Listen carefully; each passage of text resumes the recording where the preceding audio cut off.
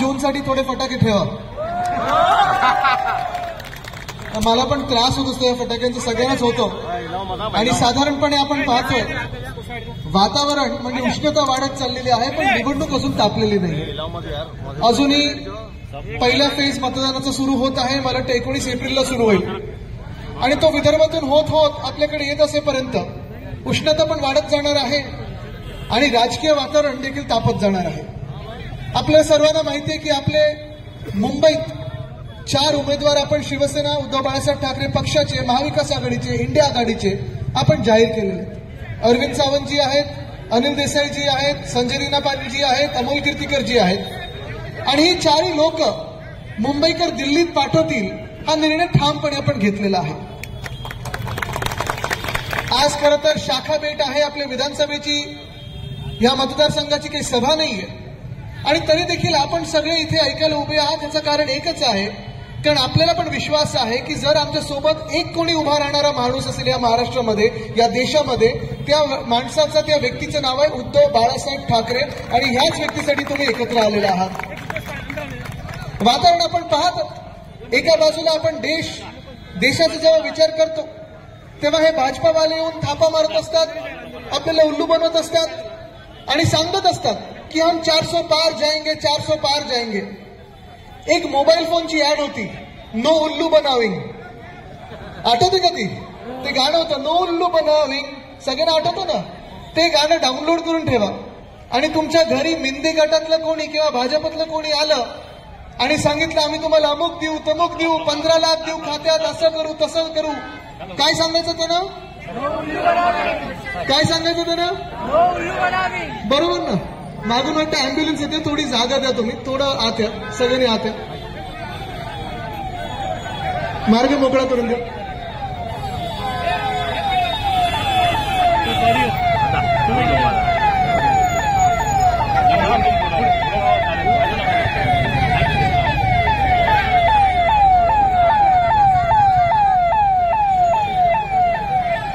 ठीक आहे, चांगलं झालं, थँक्यू.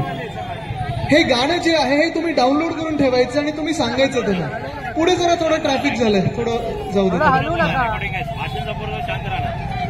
कारण हे गाणं एवढं महत्वाचं आहे. आज आपण पहा देशाची स्थिती आहे, लडाखमध्ये देखील लोक आंदोलन करत बसले. 30 ते 40 हजार लोक लडाख मधले आंदोलन करतात.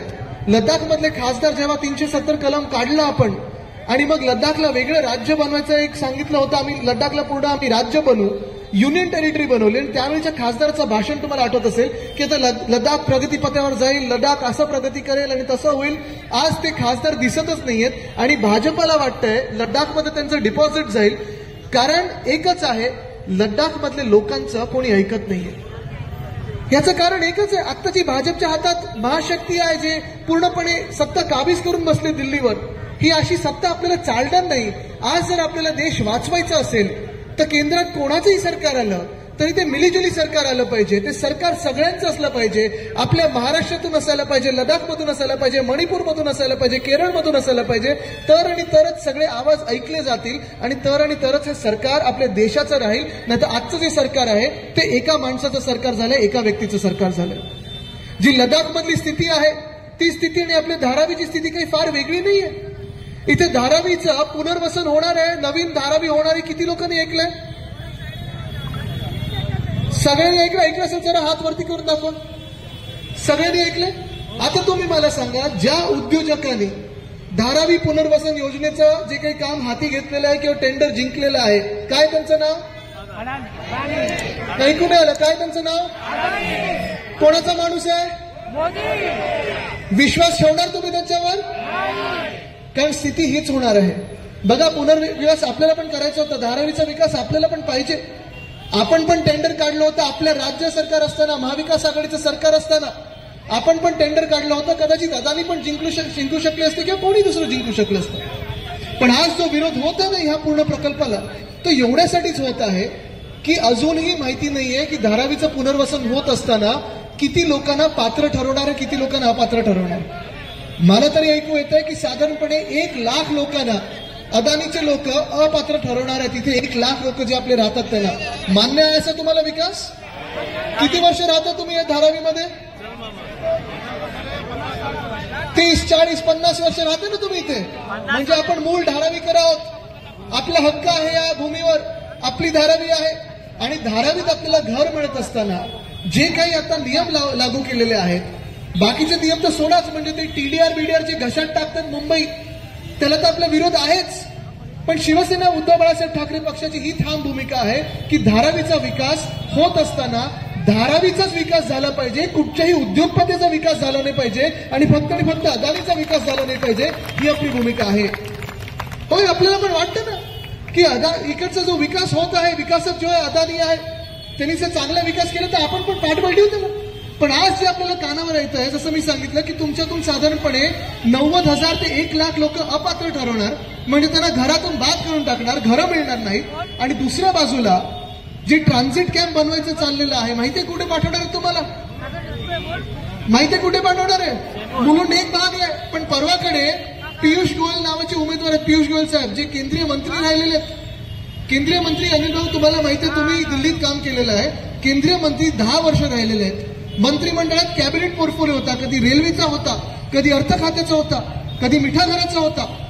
तुम्ही मला सांगा, पियुष गोयल ह्या नावाच्या व्यक्तीने, पियुष गोयल साहेबांनी गेल्या 10 वर्षामध्ये भाजपच्या मंत्रिमंडळात राहून मुंबईचा एक तरी विषय दिल्लीत त्यांनी मांडलाय का?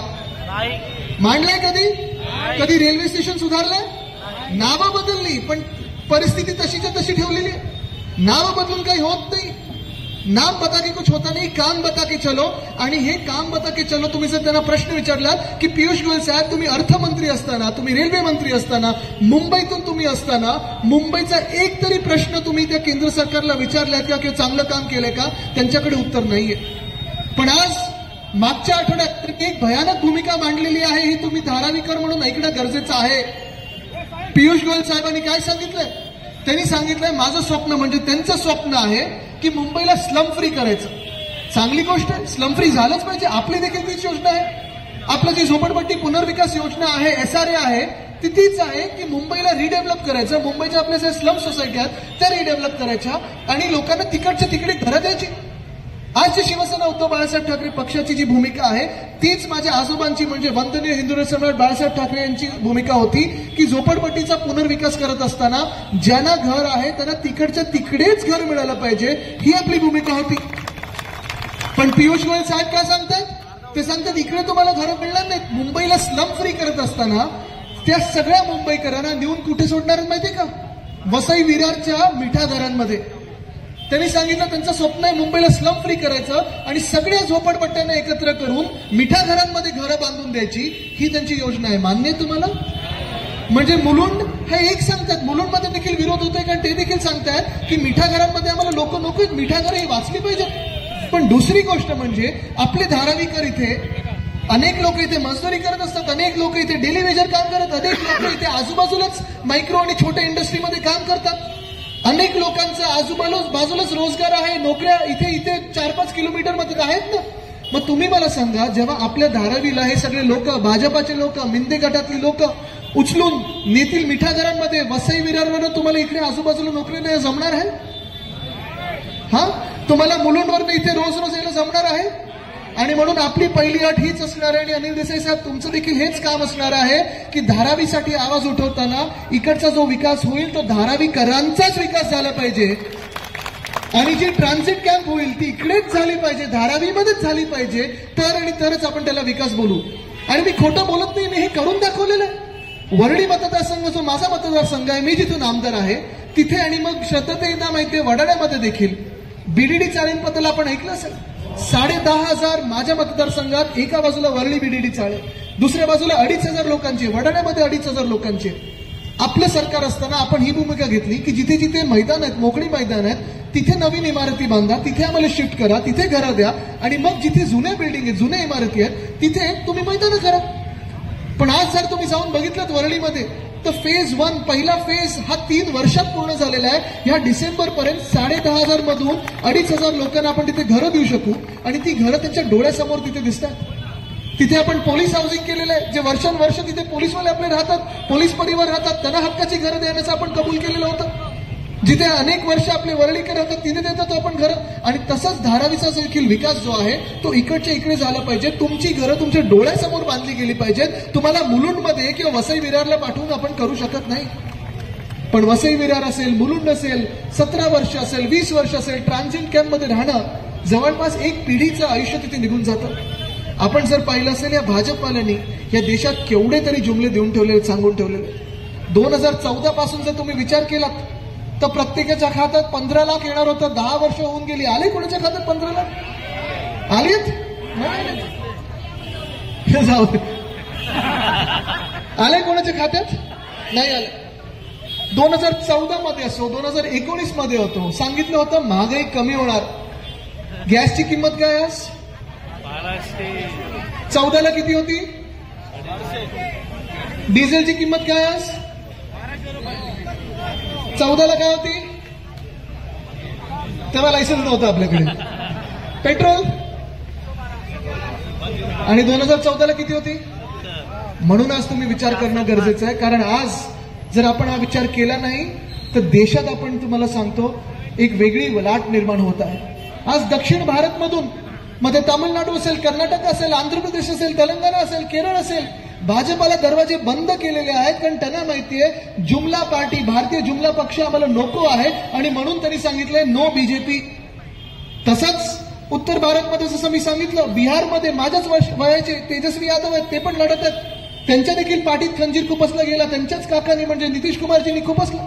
पण आज तिथे पण आपण चित्र बघतो, तिथे पण बदललेलं आहे. तिथे देखील बिहारमध्ये तेजस्वी यादव यांच्या जास्तीत जास्त सीट येणार आहेत. काँग्रेसचं देखील जास्ती सीट येणार आहे. आपण जर पाहिलं झारखंड मुक्ती मोर्चाचे हेमंत सोरेन जी आहेत त्यांना देखील अटक केलेली आहे. अरविंद केजरीवालजींना अटक केलेली आहे. कशासाठी अटक केली? कारण विरोधी पक्षात आहेत म्हणून अटक केलेली आहे. आज मी तुम्हाला सांगतोय, आज इशारा नाही तरी देखील तुमचे डोळे उघडत आहे, धारावीकरांचे डोळे उघडत आहे.